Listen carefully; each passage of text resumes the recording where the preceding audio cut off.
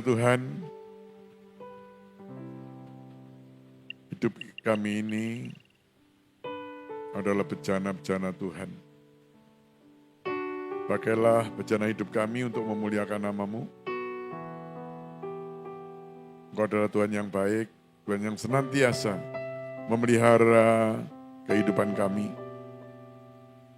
Manakala kami dalam keadaan masalah persoalan, Engkau Tuhan juga tidak pernah meninggalkan kami. Manakala kami meninggalkan Tuhan, Engkau mencari kami. Tuhan, terima kasih. Kami bangga punya Allah seperti Engkau yang senantiasa mengasihi kami, umat-Mu Tuhan. Terima kasih Bapa dalam surga.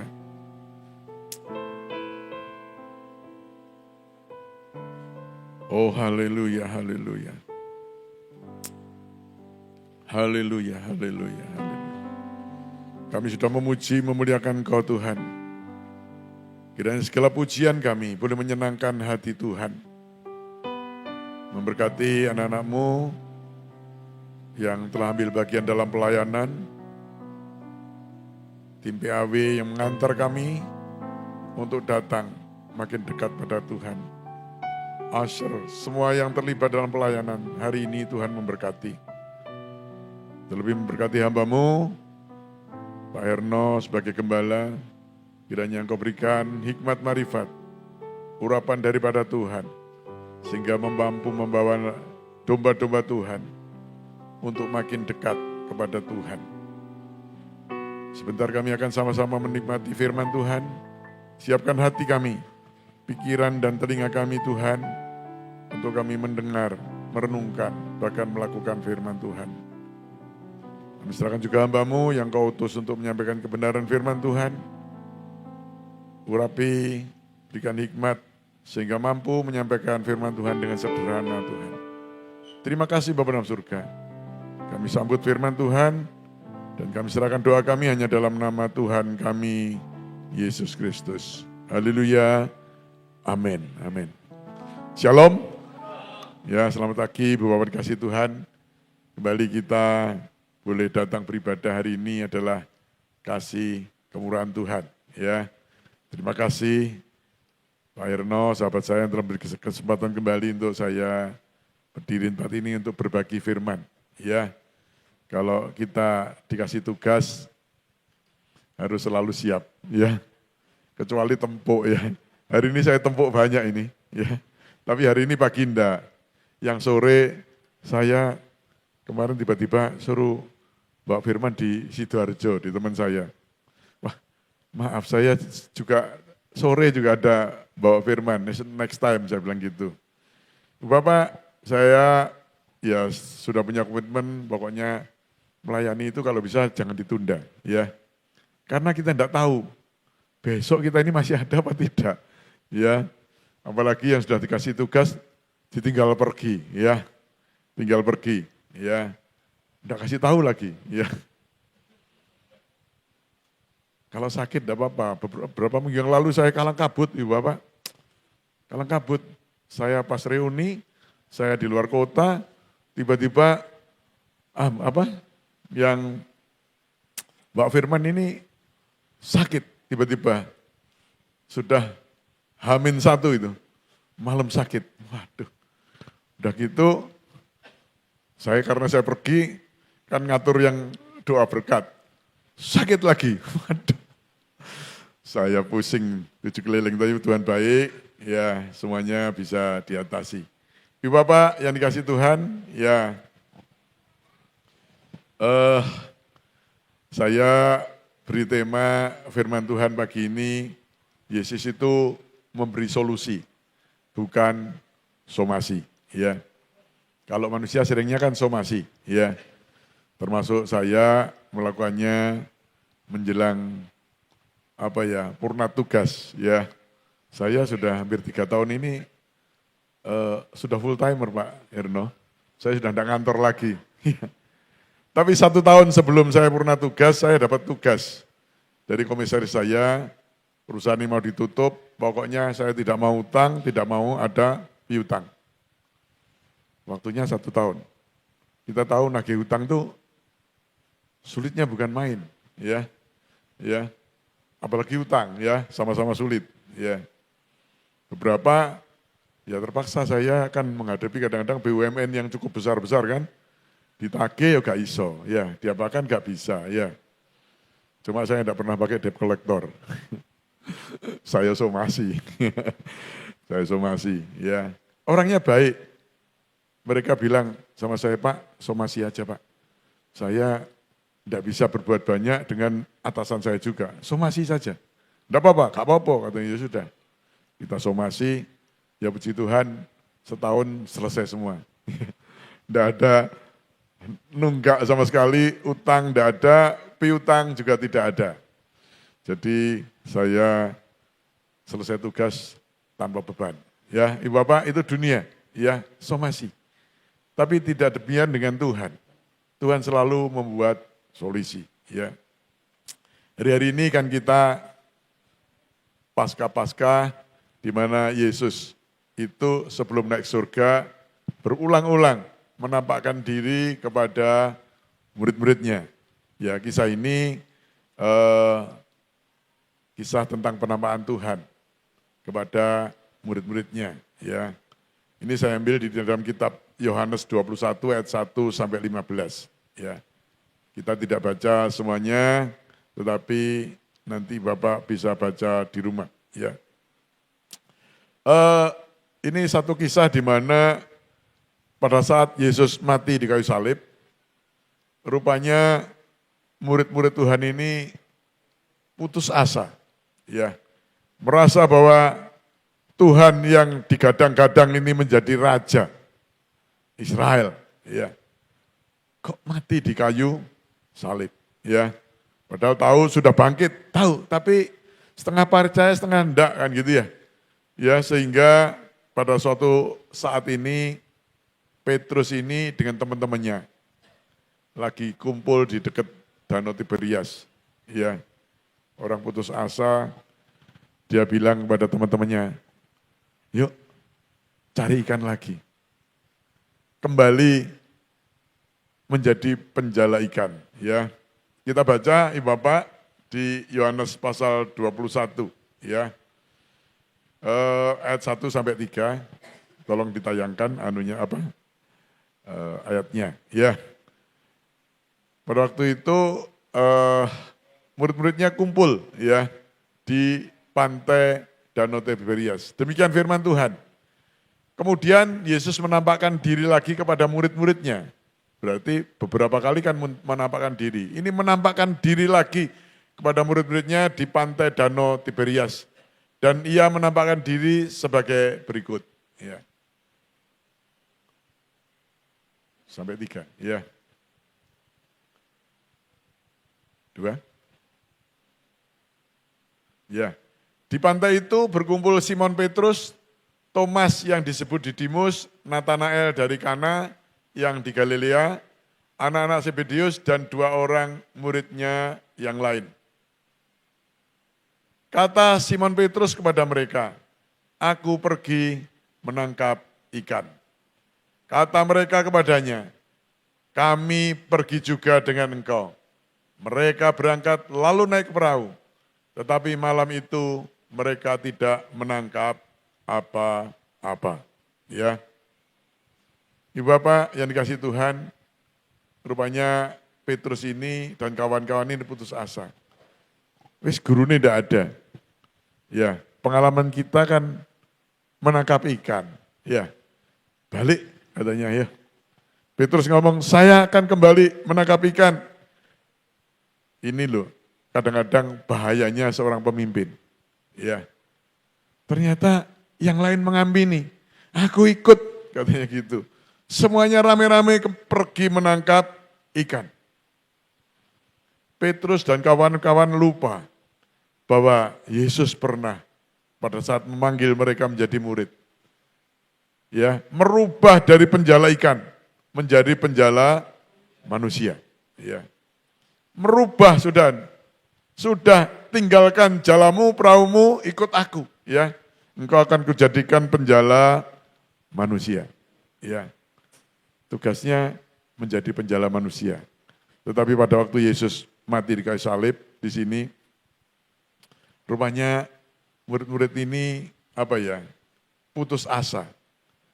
Belum move on lagi bahwa ada perintah untuk menjadikan seluruh dunia menjadi murid Tuhan. Ya, Ibu Bapak, mereka pergi menangkap ikan. Ya, mereka lupa bahwa mereka tugasnya adalah penjala jiwa.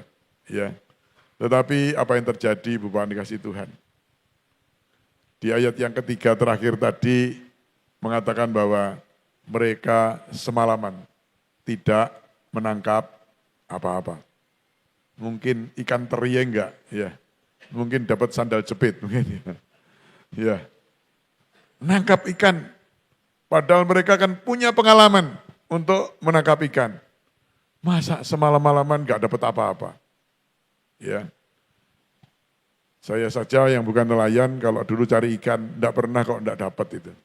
Pasti dapat. Buh 1, buh 2, apa 10, dapat. Apalagi semalam-malaman.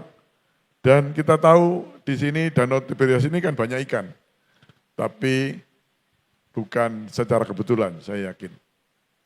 Tuhan punya rencana. Wis gak apa-apa, nangkep ikan. Semalam suntuk tangkepan ikan itu.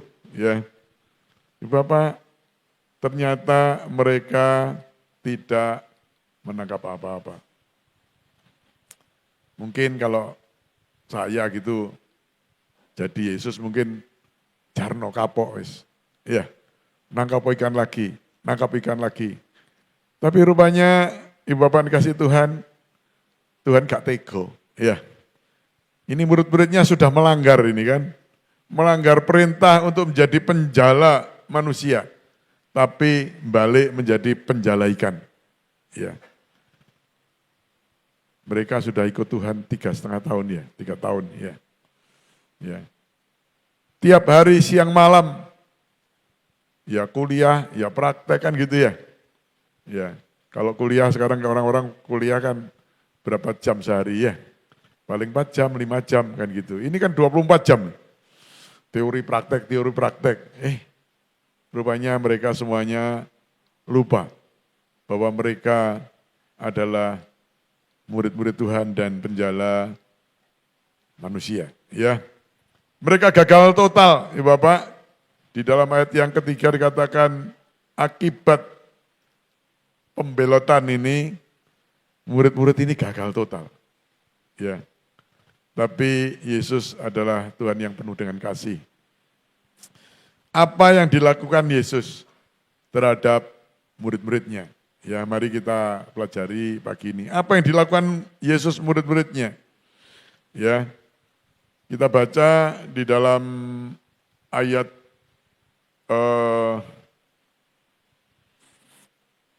4 ya, kita baca saja ayat 4 sampai ayat yang ke-12 ya. Ya. Ayat 4 sampai 12, mari kita simak baik-baik apa yang firman Tuhan katakan, ya. Demikian firman Tuhan, ketika hari mulai siang itu kan malam ya, semalaman maka ketika hari mulai siang, Yesus berdiri di pantai, akan tetapi murid-muridnya tidak tahu bahwa itu adalah Yesus. Ya. Kata Yesus kepada mereka, "Hai anak-anak, adakah kamu mempunyai lauk pauk?" Jawab mereka, "Tidak ada." Ya.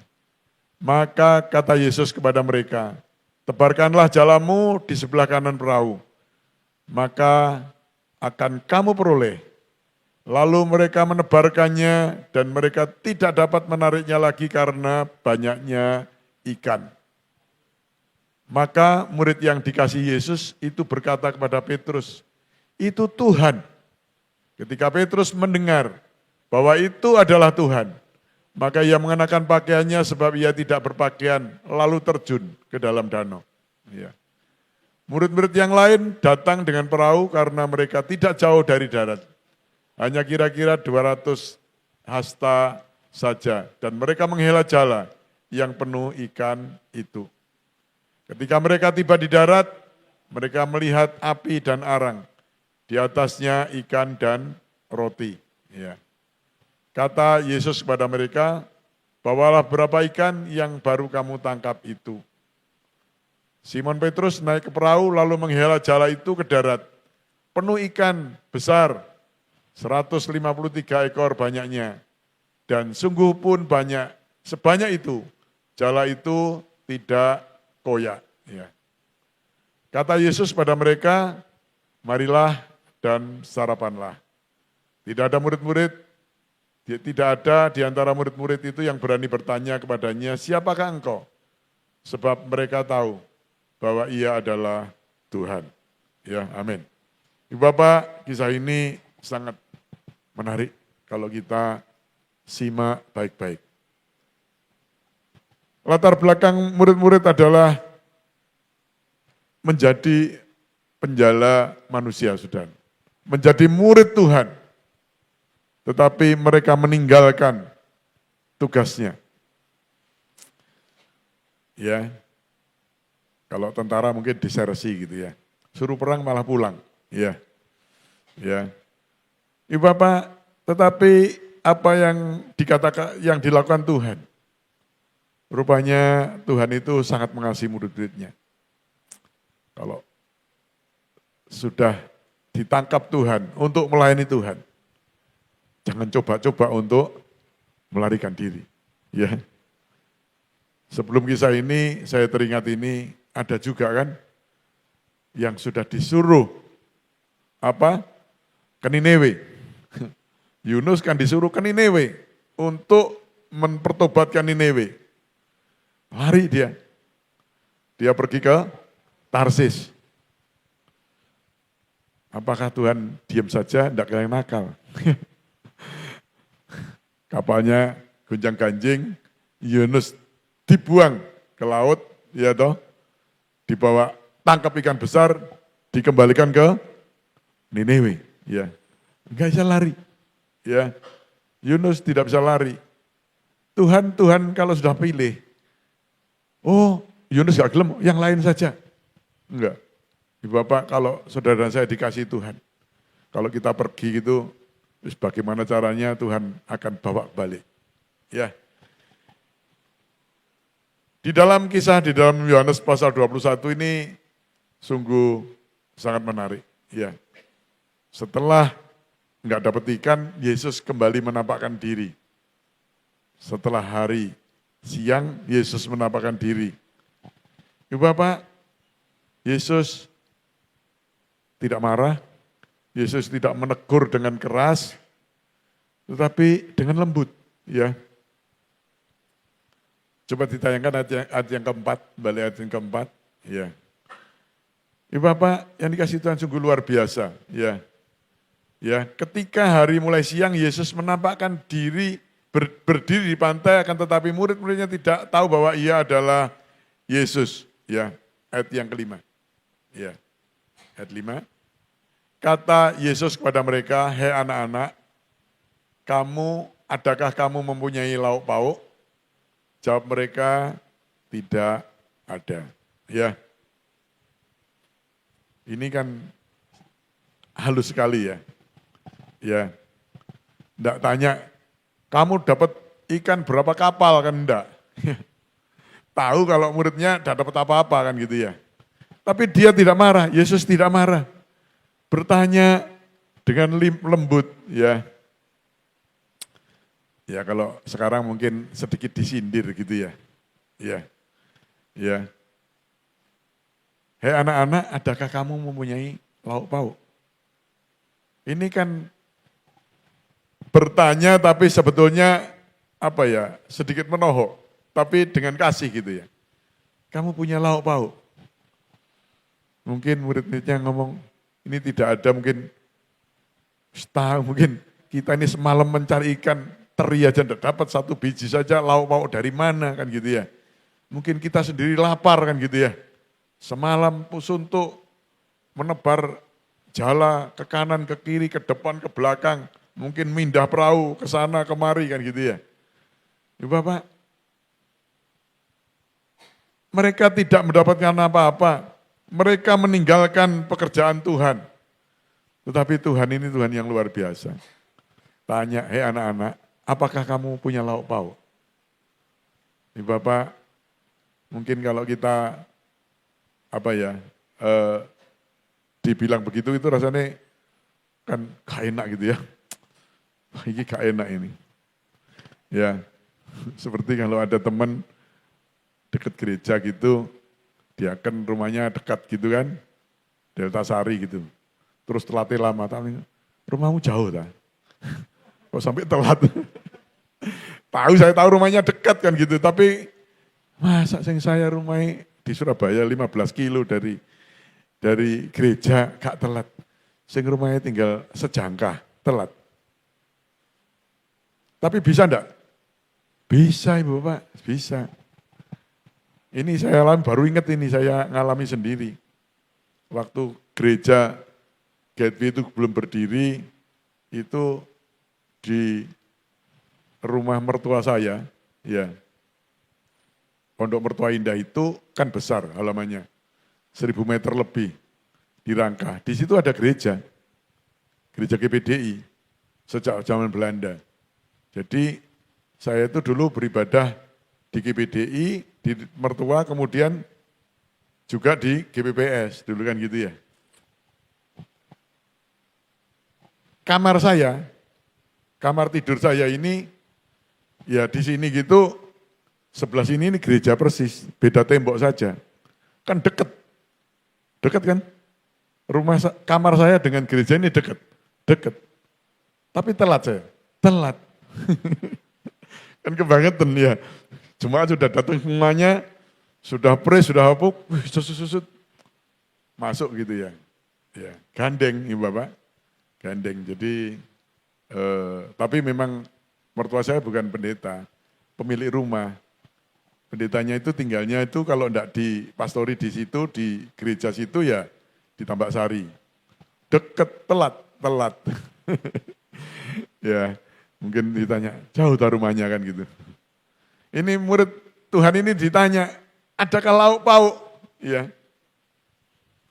Jadi Tuhan Yesus itu nyindir, kamu gak dapat apa-apa kan malam ini kan gitu ya. Ibu Bapak yang dikasih Tuhan. Setelah muridnya ngomong, tidak ada. Ya, tidak ada. Tuhan tidak berhenti dari itu. Bukan syukur kamu. Ya, kapok kamu ya. Tak suruh penjala ikan jadi penjala jiwa jadi penjala ikan. Kapok gak dapat ikan apa-apa. Tuhan rupanya tidak memberi somasi atau hukuman. Ya. Langsung dia perintah kepada murid-muridnya, ya. Ayat selanjutnya, ayat 6, perintahnya apa? Ya. Maka kata Yesus pada mereka, tebarkanlah jalamu di sebelah kanan perahu, maka akan kamu peroleh. Lalu mereka menebarkannya dan mereka tidak dapat menariknya lagi karena banyaknya ikan. Ya. Tuhan tidak mensomasi tapi memberi solusi. Kamu tidak ada lauk, tebarkan jalamu ke kanan perahu. Tapi puji Tuhan, murid-muridnya ini nggak ngeyel, ya toh. Kalau ngeyel kan ngomong percuma, semalam gak kanan tok, mungkin ya kiri, ya muka, ya belakang, mungkin perahunya digeser ke pantai sana, pantai sana, pantai sana. Ikannya delik, tidak ada. Ya, ini disuruh tebarkan. Tapi murid-muridnya rupanya taat ini. Maka mereka menebarkan jalannya dan mereka tidak dapat menariknya lagi karena banyaknya ikan. Nah, sampai jalannya gak kuat ditarik. Semalam ngumpet di mana ikan ini kan gitu ya. Ngumpet di mana? Ya mungkin kayak peta umpet gitu. Jala ke sana ikannya ke sana. Jala ke sana, Tuhan ikannya ke sana gitu. Ya. Bapak yang dikasih Tuhan. Lelahnya murid itu saya bisa berpikir. Sangat lelah pasti. Ya. Bayangkan kalau kita bekerja ya, dapatkan hasil. Kerja pagi sampai malam, dapatkan hasil besar. Lelah enggak? Enggak. Tapi kalau mulai pagi kerja sampai malam, gak dapat hasil. Itu lelah itu. fisik lelah, mental juga lelah. Kesel kan itu apa-apa. Ya. Tetapi Tuhan ini Tuhan yang luar biasa. Dia memberi solusi. Tebarkan jalamu ke kanan peramu. Ya. Mereka tidak dapat menariknya lagi karena banyaknya ikan. Ya. Ibu Bapak yang dikasih Tuhan. Tapi lagi-lagi Tuhan kita Tuhan yang luar biasa. Ini kan dapat ikan. Ya. Ikannya kan mentah ya. Kan gitu. Masih hidup lagi ya. Ya. Kebutuhan murid-muridnya Tuhan tuh sangat tahu. Ya. Sangat tahu. Ya. Maka ya Tuhan itu menyiapkan segala satunya. Kita baca ayat yang ke-9, loncat ayat 9. Apa yang dilakukan Tuhan? Ya. Ketika mereka tiba di darat, mereka melihat api arang dan di atasnya ikan dan roti. Kan luar biasa. Ya. Jadi gak usah bakar. Tuhan menyiapkan api arang, ikan dan roti di situ. Ibu Bapak, sering kasih Tuhan. Tuhan tahu kebutuhan mendasar murid-murid Tuhan pada waktu itu adalah makan. Ya. Makan. Semalam suntuk, kerja, nebar jala. Ya, mungkin gantian kanan kiri. Lelah, lapar. Ya. Ibu Bapak, kalau mulai sore sampai malam lapar enggak sampai pagi. Pernah yang kerja malam? Ada yang kerja malam di sini? Enggak ada. Saya dulu bertahun-tahun kerja malam. Pada waktu saya kuliah, saya milih kerja itu malam saya. Jadi saya milih kerja jam 7 malam sampai jam 5 pagi. Karena jam 8 saya harus kuliah. Jam 8 sampai jam 1 kuliah, pulang tidur, jam 7 kerja lagi sampai pagi lagi. Orang kerja malam itu, saya jam 7 makan, jam 7 malam. Orang kerja malam itu lapar. Jam 12 malam lapar. Lapar. Jadi makan. Jadi waktu kerja malam itu makan bisa 6 kali. Ya. Pagi makan, siang kan 3 kali, malam makan 3 kali. Semua karyawan jam 12 kita kasih makan. Lapar. Ya. Ini sampai pagi murid-muridnya lapar. Ya. Lapar. Nah, kalau ikan yang ditangkap ini baru cari api, cari panggangan dan lain sebagainya. Ya, kira-kira Petrus dan teman-teman ini pingsan saya kira. Kelaparan kan gitu ya. Tetapi Tuhan yang luar biasa. Dia siapkan di sini kan api. Ya, ketika mereka tidak tiba di darat, begitu tiba di darat, mereka melihat api, arang, dan di atasnya ikan dan roti. Wah, orang ngomong sampai ngiler kan gitu ya. Kalau kita lapar gitu kan, ada roti bakar, ada ikan bakar. Tuhan yang luar biasa. Ya. Ibu Bapak yang dikasih Tuhan. Tuhan yang saudara dan saya sembah, itu Tuhan yang care kepada hidup kita. Dia tahu kebutuhan kita yang paling mendasar. Kebutuhan murid-murid pada waktu itu adalah sarapan. Kan gitu. Saudara bayangkan, Ibu Bapak, siapapun, mungkin saudara ditaruh di padang gurun, padang pasir gitu ya. Ke sana mungkin 50 kilo, ke sana desa 50 kilo, 50 kilo, 50 kilo gitu. Di padang gurun. Tidak ada teman sama sekali. Pilih mana Bapak dikasih air minum, sak jerigen, atau emas 1 kilo. Kalau saya milih air, emas 1 kilo, kepanasan, berjalan di padang gurun, mati di tengah jalan. Ya. Kebutuhan orang di padang gurun adalah air, minum, makan. Bukan emas, perak kan gitu ya. Kalau misalkan kita saya milih emasnya. Itu orang tamak ya Bapak. Kalau orang tamak itu apa ya? Tidak dapat apa-apa. hati-hati kalau tamak ya. Ini teringat lagi ya saya selingi orang tamak ini. Ya. Seperti saya katakan tadi, saya ini kan kerja di lapangan terbang Juanda malam. Pada suatu saat ini pas kuliahnya tidak ada kuliah, saya kan masuk siang. Ya. Masuk siang kami kan ada di lapangan terbang Juanda. Makanya saya hitam ini karena panas terus. Ya. Nah, pada waktu jam istirahat di bandara itu antara runway dan taxiway itu ada sungai untuk pematusan bandara menuju ke pantai. Ya. Sungainya ini surut. Oh, di situ banyak ikan. Banyak ikan. Ya. Kemudian operator-operator itu saya nyemplung semua ke sungai. Ada apa? Saya bilang, banyak ikan Pak. Ya wis, golek ikan dulu ya. Nanti buat oleh-oleh istri di rumah kan gitu ya. Bapak ikan cek dapat satu ya. Ya. Kan dadaan ini. Kemudian ada ikan lagi kan.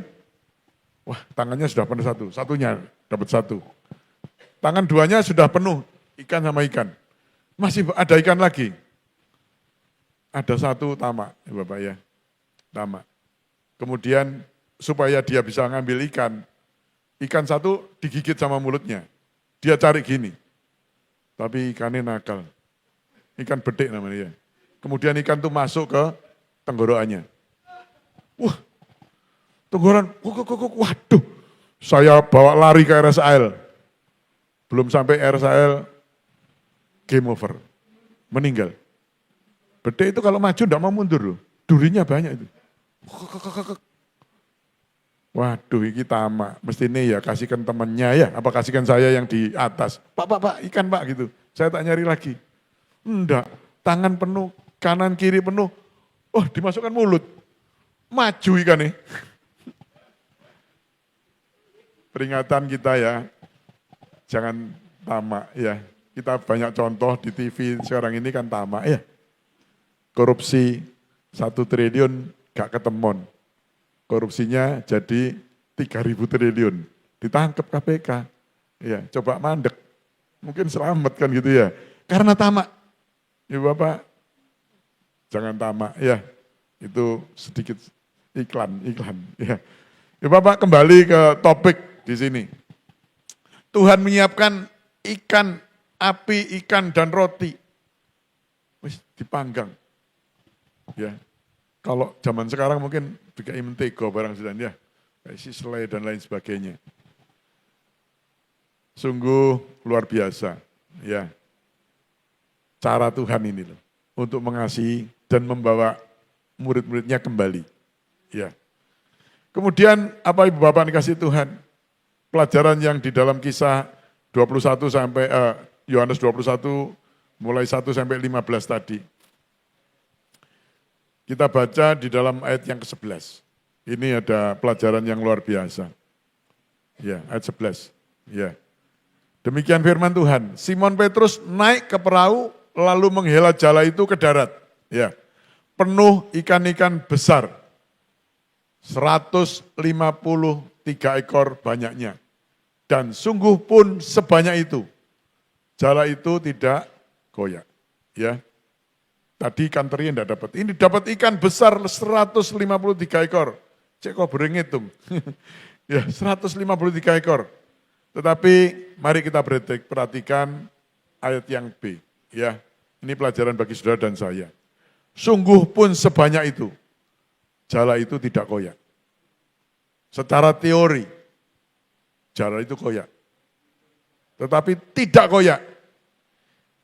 Pesan moral, pesan firman Tuhan apa sih? Kalau berkat itu dari Tuhan, itu cukup untuk kita. Tapi kalau berkat itu katakanlah haram gitu ya, didapat dengan tidak benar, percayalah, akan habis. Koyak jaya kita. Dapat banyak, jebol. Dapat banyak, jebol. Ya, ada teman, dapat uang banyak, terus sadar. Aku ini salah, Be. Apa? Aku dapat uang berapa saja, uangku hilang. Tidak tahu sakit, tidak tahu ditipu orang, tidak tahu apa. Jadi dapatnya cepat, hilangnya cepat. Itu jalannya koyak. Ya. Tapi kalau berkat Tuhan, dari Tuhan, ya, tidak melanggar firman Tuhan, percayalah seberapapun itu cukup. Sedikit oke, banyak pun itu bisa kita nikmati. Jangan banyak tapi tidak bisa kita nikmati. Ya. Ya Bapak, kadang-kadang kita ini terlalu tamak, tidak bisa menikmati. Ya. Hari ini teman saya jalan pagi berangkat ke Pineng. Asalnya tidak mau berangkat. Tulang panggulnya sini retak, tidak bisa jalan. Larang Pak Pur. Pak, larang itu kalau Bapak tidak punya uang. Ojo medit-medit, saya kata terang-terang gitu. Uangmu itu loh, nek 100 miliar ada. Kok berobat eman, saya bilang gitu. Iya. Saya ingatkan, eman berobat. Daripada kamu tidur di tempat tidur terus, ya Bapak yang kasih Tuhan, kadang-kadang tamak. Iya, iya. Tetapi percayalah Tuhan ini Tuhan yang luar biasa. Kalau memberkati saudara dan saya, Dia kasih cukup. Berkat banyak pun bisa dinikmati gitu loh. Ya toh, berkat banyak, makan banteng gak oleh, ya toh, kolesterol, makan buah enggak boleh, diabetes, apa, nanti akhirnya tidak bisa nikmati apa-apa. Tetapi firman Tuhan sungguh luar biasa. Simon Petrus naik ke perahu lalu menghela jala itu ke darat, penuh ikan 153 ekor banyaknya, dan sungguh pun sebanyak itu. Jala itu tidak goyah. Ya. Nanti biar Pak Erno khotbah lagi khusus ya. Judulnya jala yang tidak goyah. Kan menarik perhatiannya. Tema-tema itu harus menarik. Jala yang tidak koyak. Apa jala yang koyak? Kan gitu ya. Ya Bapak yang dikasih Tuhan. Dan Tuhan itu Tuhan yang sangat lembut. Sekali lagi, Dia tidak somasi memberi solusi. Lembut. Lembut, coba baca ayat yang ke-12. Itu kan Tuhan yang penuh kasih. Ya, ayat 12. Ya. Kata Yesus kepada mereka, marilah, sarapanlah. Ya. Tidak ada di antara murid yang berani bertanya kepadanya, siapakah engkau? Sebab mereka tahu Ia adalah Tuhan. Coba perhatikan kata-kata, marilah, sarapanlah. Sungguh Tuhan yang penuh kasih. Sarapan. Ya, marilah sarapanlah. Belum sarapan semua? Ya. Kalau Tuhan ngomong mari sarapan, sarapan. Ya, Tuhan tahu kebutuhan dasar, paling mendasar. Ya. Kan kita ini punya kebutuhan dasar ya, makan, minum, pakai. Ya. Terus baru tempat tinggal, kalau sudah rekreasi dan lain sebagainya itu kan nomor 2. Tapi makan, minum mendasar. Kebutuhan dasar. Hidup manusia kan makan, minum. Kalau tanya, kamu kemana? Kerja itu ngomong cari makan kan gitu ya. Iya. Yang lain itu tambahan-tambahan. Ya. Tuhan ngomong, marilah sarapanlah. Bu Bapak yang kasih Tuhan. Ini murid-muridnya Balelo. Menjadi penangkap ikan. Gagal. Dikasih jalan keluar. Ya, dikasih sarapan dan lain sebagainya. Bu Bapak, tujuan Tuhan apa?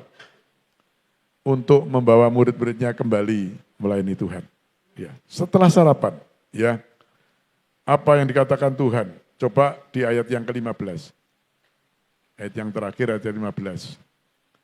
Perhatikan, sesudah sarapan. Ya, sesudah sarapan, Yesus berkata kepada Simon Petrus, Simon, anak Yohanes, apakah engkau mengasihi aku? Lebih daripada mereka ini.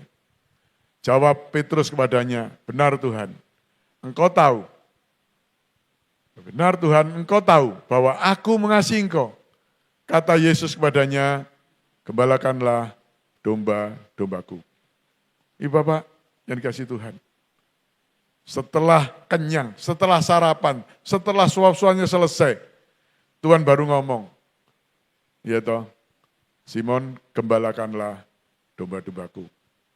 Intinya Tuhan membawa Petrus dan kawan-kawan kembali melayani Tuhan. Melayani pekerjaan Tuhan. Ya. Tidak dengan sanksi berat, di penjara dan lain-lain. Tuhan kasih pelajaran lagi tambahan. Ya. Sehingga di dalam ending ini Petrus dan kawan-kawannya kembali melayani Tuhan. Ya. Sampai akhir hidup mereka masing-masing.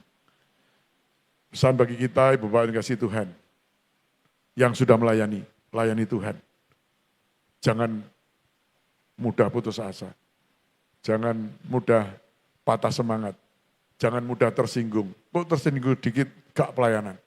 Tersinggung dikit, gak beribadah. Ibu Bapak, Tuhan punya cara untuk narik. Iso cari cara halus, enggak bisa, mungkin dikasari sama Tuhan, kan gitu ya. Ya. Ini kan cara halus ini. Tapi Yunus, menurut saya cara kasar gitu, cemplung di laut, bawa ikan, bawa balik sana. Ya, kan setengah dipaksa kan gitu ya. Mari kita enggak usah dipaksa, ya. Yang belum layani Tuhan. Ya, layani. Apa saja, termasuk berdoa. Ya, berdoa syafaat perlu. Ya, doakan Bapak Ibu Gembala. Ya, bahwa doakan. Ya, saya juga minta doa juga teman. Berat. Tapi kalau didukung doa dan Tuhan mengasihi kita, apapun yang terjadi kita tetap kuat melayani Tuhan. Ya, marilah sarapanlah kata Tuhan. Ya, setelah itu baru gembalakanlah domba-dombaku. Ya, Tuhan tidak pernah berhutang, Ibu Bapak. Saya ini kan lama mengiring dan melayani Tuhan. Kenapa kok lama? Karena usia saya kan 73. Kalau Pak Herno sama saya lama saya. Ya, karena tua saya gitu ya. Tapi saya perhatikan, sebelum saya jadi hamba Tuhan, belum jadi pendeta. Kalau saya dikasih tugas khotbah, diundang gereja-gereja, meskipun bukan pendeta. Belum khotbah loh, berkatnya sudah ada. Sudah dapat duluan. Karena Tuhan tidak pernah berhutang. Amin, Tuhan Yesus berkati. Mari ya, tepuk tangan untuk Tuhan dan mari kita berdoa. Ya, Bapa dalam surga, kami naikkan syukur dan terima kasih atas firman-Mu yang Kau sampaikan untuk umat-Mu tempat ini lewat hamba-Mu. Kiranya kami boleh belajar tentang apa yang dilakukan Tuhan, apa yang dilakukan murid-murid. Sehingga kami sebagai anak-anak-Mu, sebagai murid-Mu, sebagai hamba-Mu, kami boleh tetap setia sampai kapanpun. Karena Engkau mengasihi, bahkan Engkau sudah setia sampai mati. Memberkati umat-Mu di tempat ini, para pengerja, diaken, diakones, aktivis semuanya diberkati Tuhan. Terima kasih Tuhan. Demi nama Tuhan Yesus kami berdoa dan kami ucap syukur. Amin. Puji Tuhan saya akan berikan. Mohon maaf Ibu Bapak, saya izin langsung kembali ke habitatnya. Ditunggu di sana. Ya, Tuhan berkati.